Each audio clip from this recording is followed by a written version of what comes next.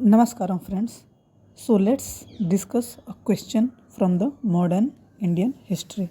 We are going to discuss this question in a very detailed manner.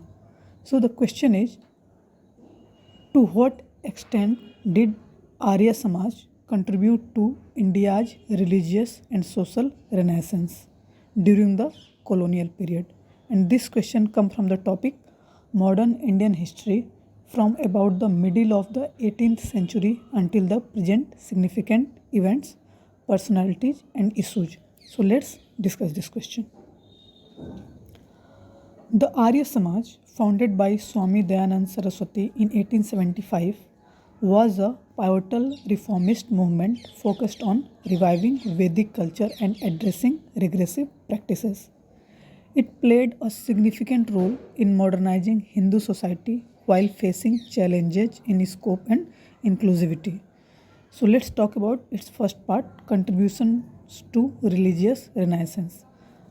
First point is revival of Vedic ideals. Arya Samaj emphasized monotheism and rejected polytheism, ideal worship and rituals promoting Vedic principles. For example, Swami Dayanand's book Satyarth Prakash, which is published in 1875, became a cornerstone of its ideology. Second point, opposition to superstition and blind rituals. The Samaj campaigned against astrology, animal sacrifices, and other superstitions, promoting rational inquiry. For example, organized Vedic yajnas as simplified, meaningful worship practices. Third point, reconversion through Suddhi movement. It launched the Suddhi movement to reconvert those who had converted to other religions, reinforcing Hindu unity. For example, the reconversion of Malkana Rajputs in the early 20th century became a notable success. Fourth point is critique of sectarianism. Arya Samaj opposed divisions within Hinduism, advocating religious unification. For example, campaigns against divisive practices like Saivism and Vaishnavism strengthened the reform agenda. Fifth point, promotion of rational spirituality. It promoted a balance between faith and religion, encouraging education and logic in religious practices. For example, inspired nationalist leaders like Lala Lajpat Rai, who adopted Arya ideals for reform. Now let's discuss second main heading, contributions to social renaissance. In this, first point is advancement of women's rights. Arya Samaj supported widow remarriage, opposed child marriage and promoted women's education. For example, founded Kanya Gurukul in 1919 to empower women through learning. Second point, abolition of caste discrimination. It rejected untouchability and supported intercaste marriages and dining. For example, legal recognition of intercaste marriages conducted by Arya Samaj centers contributed to social integration. Third point, education for all. It established modern educational institutes combining secular and Vedic learning. For example, the Dayanand Anglo-Vedic schools called DAV schools established in 1886 educated leaders like Bhagat Singh. Fourth point, opposition to social evils. Arya Samaj actively campaigned against sati, dowry and other regressive customs. For example, efforts against dowry inspired reforms in northern India.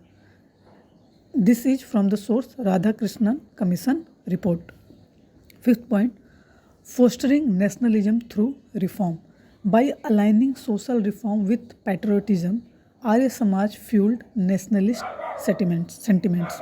For example, leaders like Lala Lajpat Rai combined Arya teachings with nationalist activity. Now let's talk about third heading. It is about limitations in religious and social reforms. First point is regional concentration. Arya Samaj influence was largely confined to northern and western India, limiting its reach. For example, minimal presence in southern and northeastern regions. Second point, communal tensions from Suddhi movement. The reconversion campaign occasionally escalated inter-religious tensions. For example, the Malabar riots in 1921 highlighted resistance to such efforts. Third point, excessive focus on Vedic revival. Its emphasis on returning to Vedic traditions overlooked the evolution of Hinduism in later periods. For example, critics like Rabindranath Tagore emphasized a broader understanding of Hinduism.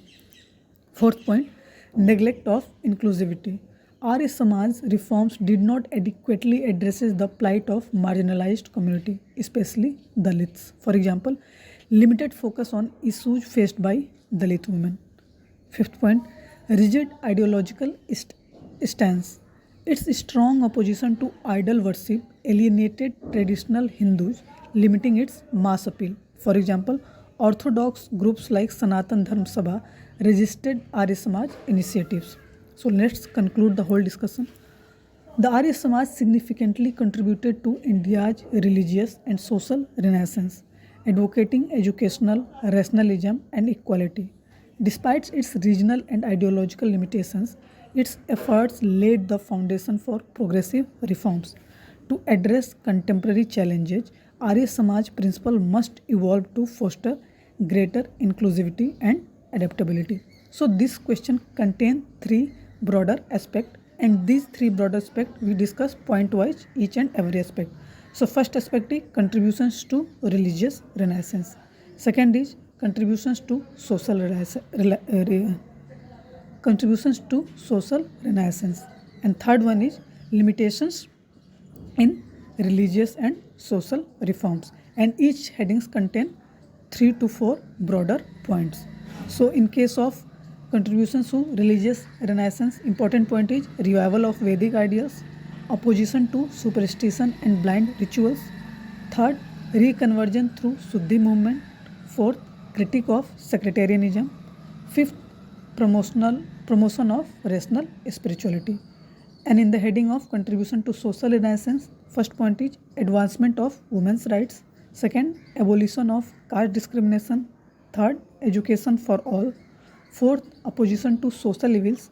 And fifth, fostering nationalism through reform. And in the third heading of limitations in religious and social reforms, first point is regional concentration. Second, communal tensions from Suddhi movement.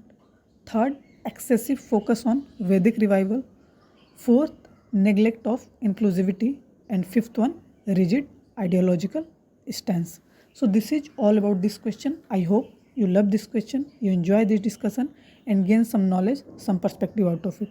So keep learning, keep enjoying, keep growing and educate yourself well so that you can help the society to reform bad practices so that we as a human being reach our ultimate potential and help each other who are not yet helped. So this is all about this question. Namaskaram. Thank you.